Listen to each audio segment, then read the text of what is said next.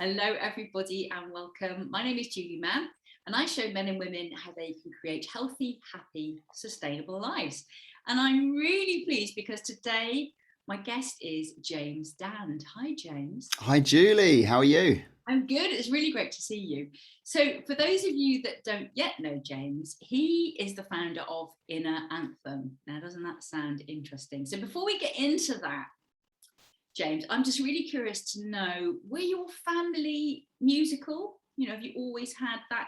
Yes, tell us. Yes, they were actually. So I suppose the music comes mainly from a dad. He was in a band in the 1960s.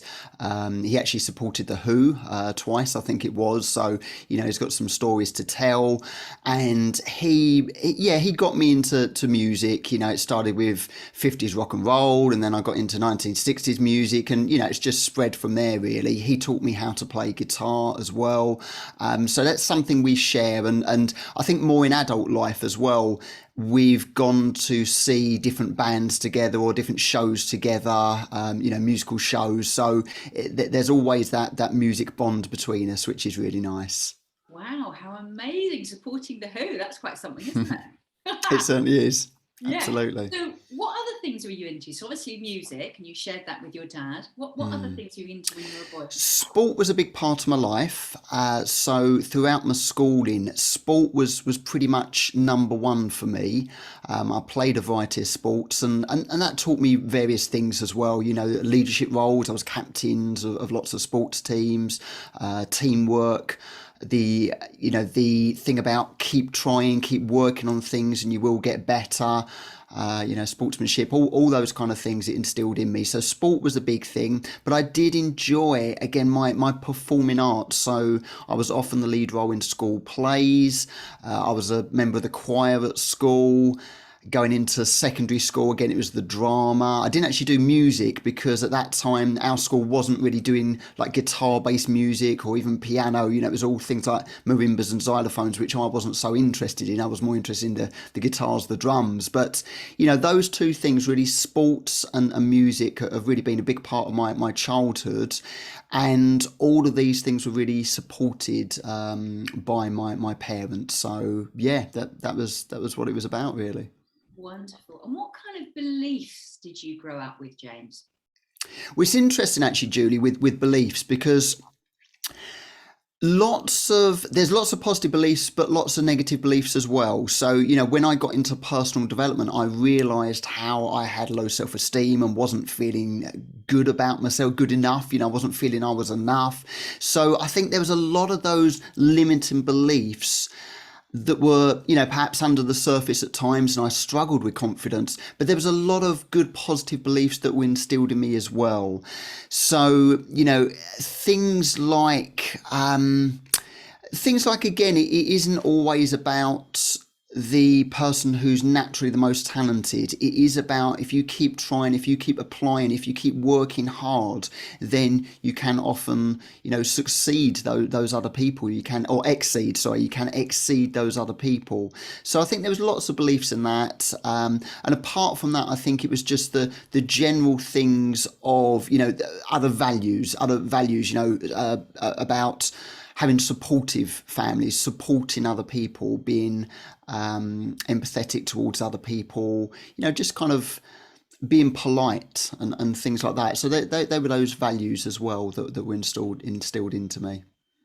I can absolutely relate to the not being good enough thing. I certainly grew up and experienced feeling that, for years and years and years and years, thinking I wasn't enough.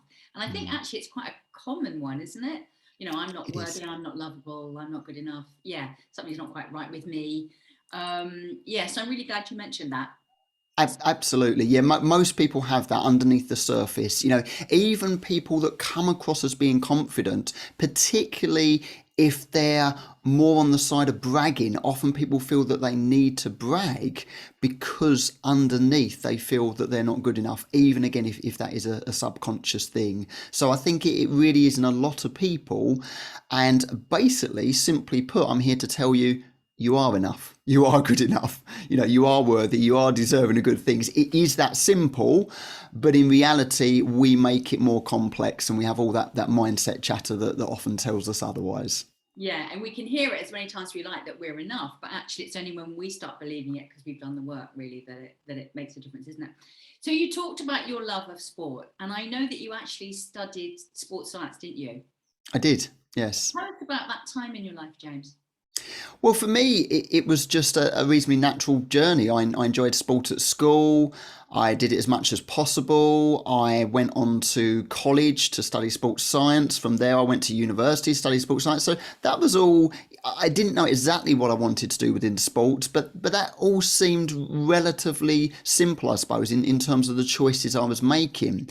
I then started working in sports. So I was a personal trainer. I was in the fitness industry a lot.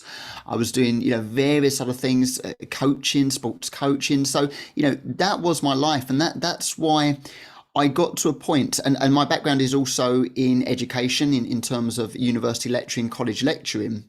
And I worked my way up to a manager's post. And then I realized that I wasn't fulfilled. I wasn't happy. And what I had to do is I really had to get rid of my old identity, because I was James Dand, sports person, if you like, not necessarily playing sport, but I still really associated myself with sport or fitness. That is who I was. And I'd taken qualification after qualification after qualification. So it had to be a real mindset change to actually say, okay, well, that is part of me. That's what I've done, but it doesn't define who I am or who I have to be for the rest of my life. I can make choices to totally change and pursue other things. And that is where I really realized that I wasn't pursuing my passions of songwriting, of music. I wasn't following my heart. I'd been in a band a few years ago, but then we'd sort of broken up, and I hadn't been doing much with music, and it was just sort of eating away. So that's when it started to turn into, okay, I want to do something with music. And I got into personal development, and I decided I really wanted to inspire and empower people and help people that way. So yeah, that's really it. Sport was a big part of my life, but I don't even really watch sport that much now. I still appreciate it. I love the competition. I love the hero's journey. I love to see those people who have worked so hard and won the gold medals. It's absolutely amazing. It inspires me. It's amazing. We can all learn from that. But like I say, there's nothing to stop us changing direction as well. Yeah, totally. And I guess all those Olympic athletes, they all have a strong mindset. So the connection between that mindset and their sport, obviously practicing day after day after day is what makes them, champions, isn't it? So obviously, I think you probably almost answered the question, but why do you think that a strong mindset is so important in life?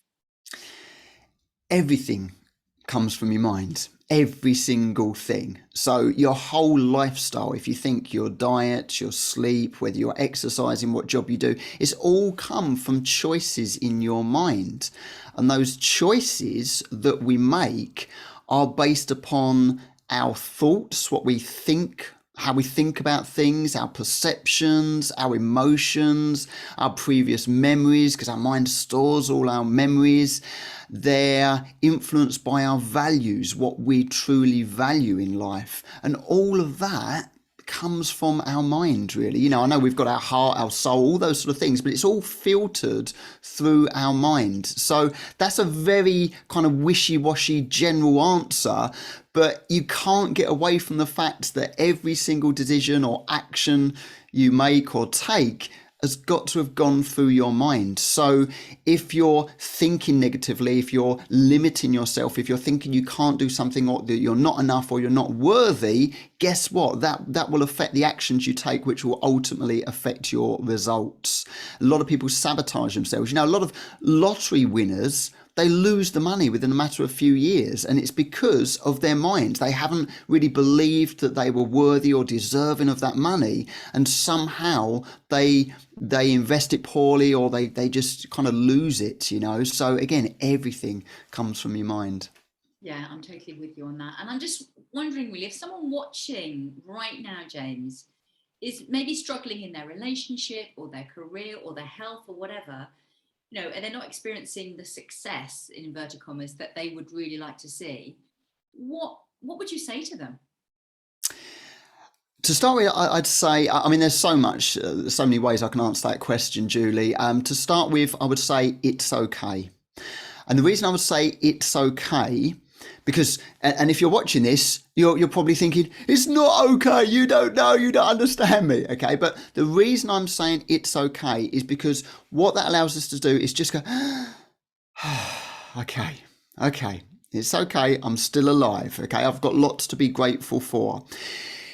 What we can then do is we can then start to, work out a strategy, etc. But it is all about awareness. So you have got to that place in your life, again, due to certain actions you've taken, etc. So the more you can take ownership of that, and the more you become aware of what's going on in your mind, the more power you will have to actually take control and decide to go into a different direction. So it is about taking ownership, because if you're in an unhappy relationship, if you've got a job you don't like, generally, unless somehow you have literally been dragged into that, you have made the choices to do that. And that's quite a hard thing to take sometimes. And it's been challenging for me at times, but we play the role. We have to take ownership of that, but that's okay, because we don't have to be perfect.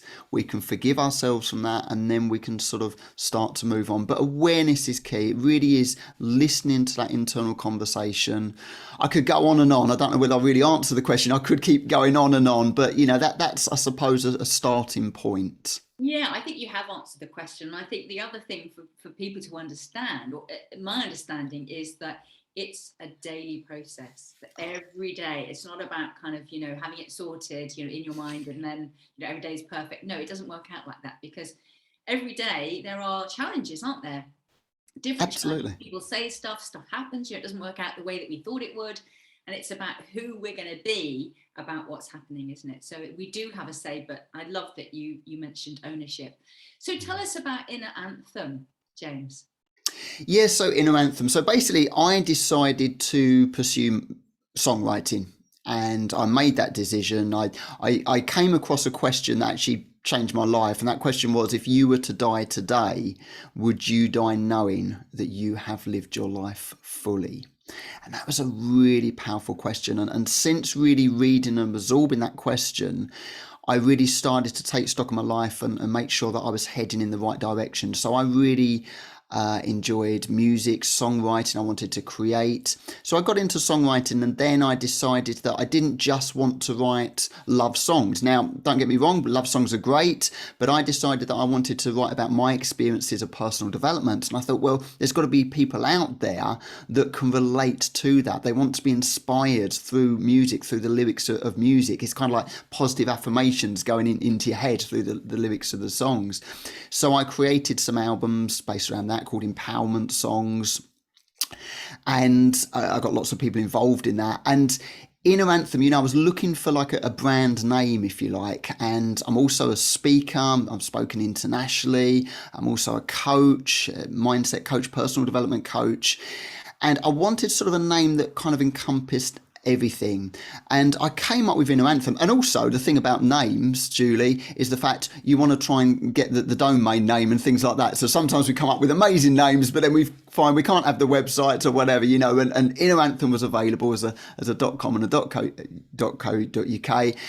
But Inner Anthem, to me, it's about saying everyone has an inner gift. Everyone wants to be heard. Everyone has their inner gift, their passion, their thing that they're really passionate about, their story they want to tell the world. And that really is your inner anthem. I actually define it as your soul's unique expression, because we're all unique. We each have our own soul, our spirit that just wants to get out there and do stuff and live an authentic life. And I think, that's my definition of Inner Anthem, that, your soul, it's expressing your soul in a way that is authentic to who you are. I love that. I think that's so powerful. And to be honest with you, I think Inner Anthem, it just does what it says on the tin, isn't it? It's such a good name. And I'd really appreciate it, James, if you were to repeat the question that really kind of, transformed the way you continued your life. Can Absolutely. you say it slowly so we can all Of get? course I will. Yeah. And if you're watching, write this down, ponder on it, meditate on it. So if you were to die today, would you die knowing that you have lived your life fully? Oh my goodness, that's a shivers through the spine, that one. Totally. So Absolutely. I love what you do, and obviously, if you're watching this, please check out James's links, which will be below this interview. Why would you say, James, that you're the person to work with? I don't know if maybe you've got some success stories, some testimonials, but what would you say in your words? What? Why? Do you know what, Julie? I'm going to be absolutely honest, and I'm going to say for anyone out there, you've got to find the right person. So I might not be the right person, and I don't say that with low confidence or anything like that. I'm basically saying, I think that each person has got to find someone that they resonate with, that resonates with them, and it might be different people at different points in their life. However, with me, I'm someone that's lived it, that's living with it. And what I mean by that is, again, I've felt the shame. I still feel shame at times. I've felt low self-esteem. I know what it's like to not feel good enough, to have all those limiting beliefs and not feeling lovable. I've gone through challenges with my wife. I'm a family man. I've challenges with my children, and personal development is that constant thing for me. And like you said earlier, Julie, you sometimes get to a point where you might think, oh, I'm okay now. I know, I understand myself now. And then you just peel back that other layer, and there's always more work to be done. So if that's sort of sounding like you, where you think, yeah, do you know what? I need some help. I need some accountability. I need someone who understands, isn't going to be judgmental, and really sort of, maybe feels what I'm feeling a little bit, then if this resonates with you, then, perhaps I'm the person that could help you well with that. Brilliant. One last question. Mm. When you're no longer on this planet, how would you like to be remembered? Great question. I think different people, I'd like different people to remember me in slightly different ways. I'd obviously like my family to remember me some ways. I'd like the people I inspire to maybe remember me in a slightly different way. But I think it all comes down to what I sort of wrote as my purpose here on this earth, which is to inspire, encourage, and empower people to feel good about themselves so that they can become the person they were meant to be. And I think regardless of whether that's my children remembering me, my friends, the people that I've inspired, because I want to inspire and empower millions of people, if they can sort of remember that as someone who encouraged them, inspired them, empowered them to really be true to themselves, and so that they can transform and be that person that they were designed to be, that is how I'd like to be remembered. Wonderful. Well, it's been a real pleasure talking to you, James. Thank you so much. So, James Dand, thank you for sharing your time with us today. Thanks, Julie.